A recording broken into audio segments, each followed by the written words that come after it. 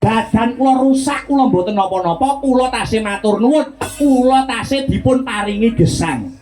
Ngantos kula dados patih wonten ing negara Ngastina. Sak sampunipun kula dadi patih mapan wonten ing Ngastina, teng mriku kula saged ngreka daya awit mituhu dawuh panjenengan murih kamulyane para Kurawa. Ripalenggahan sakmangke paduka saged ningali piyambak Kakang Dipati.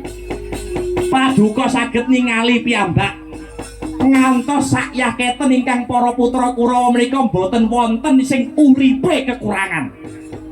Utamane anak Prabu Duryudana mubra-mubru uripe dadi ratu wonten ing negara Ngastina. Lho, musik ning carane ora kudu kaya ngono senguni. Lho nyuwun sewu, ngaten Kakang Dipati. Sae napa mboten niku gumantung saka ngendi anggone nyawang. Sae tumrap panjenengan durung mesti apik kanggone Patih Sengkuni, apik kanggone Patih Sengkuni urung karuan apik kanggone Kakang Dipati Destarata. Ising baku kula diperintah kula kon goleke kamukten, para Kurawa sampun kula goleke kamukten. Nyatanipun para Kurawa sakniki uripe turah-turah keceh Raja Brana papan wonten negara Ngastina. Pun nek wonten lelakon kados ngaten niki jenengan maksih badhe nyalahke Sengkuni napa mboten? Kakang, ibarat wong gelar Sengkuni ya wani gulung.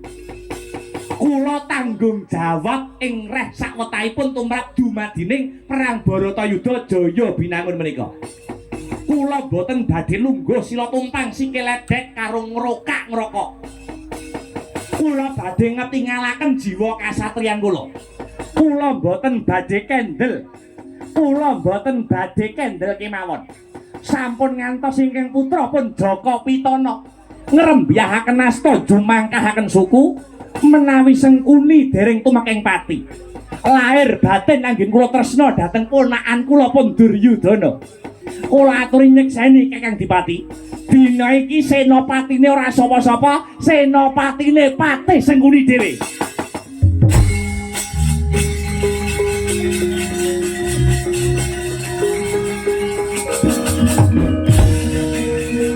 Tata Duryudana maju lunamu Duryudana.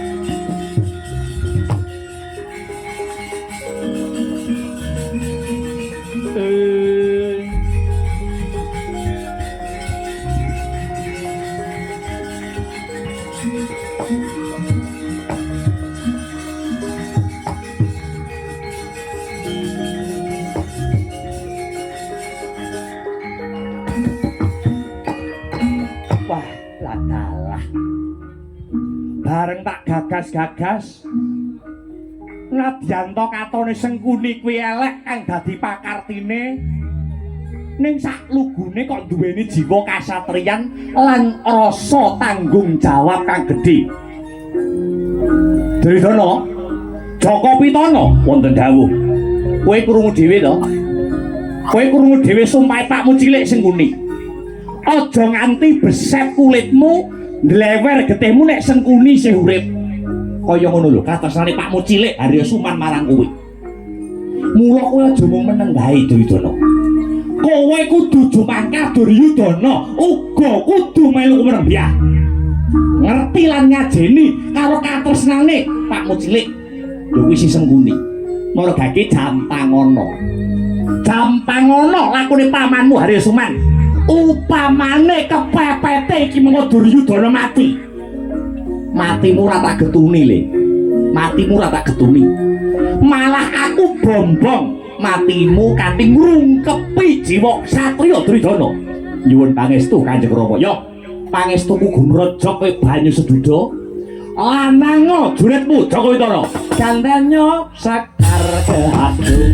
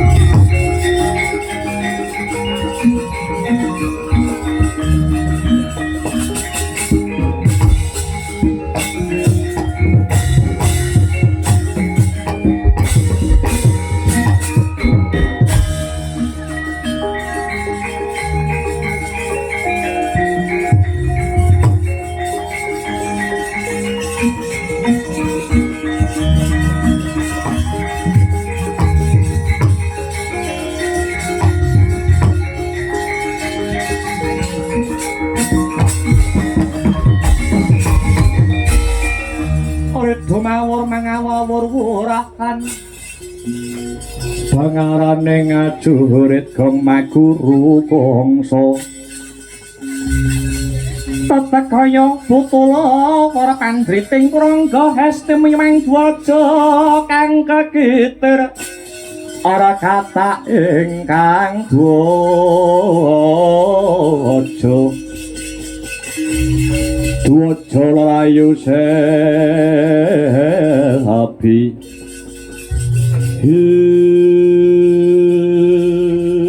Sumadong dawuh Kakang Haryo Suman amiji ingkang rayi kula pun gojaksa nadyan semanten ugi kula Kakang kula pun Sara Basanta sumadong dawuh gojaksa lan Sara Basanta kowe adiku bocah loro sing tak tresnani Plasa Dinarmono sejatine aku sing duweni. Inggih. Kula mangertos. Menapa paduka ngersakaken kondur kemawon dhateng Plasa Jenar. Saged manah kula menawi paduka menika rinten dalu dipun cedha, dipun cacat kalian tiyang kathah. Dipun cacat kalian Kurawa, nyatanipun inggih namung Kakang Haryo Suman ingkang madosaken kamulyan miwah kamukten dhateng Prabu Duryudana dalah Kurawanipun. Namung kemawon paduka boten dianggep kalian para Kurawa. Wah pancen bener mripate para Kurawa. Wis ora perlu digetuni. Saiki aku ora perlu dadi ratu nyang Plasa Jenar.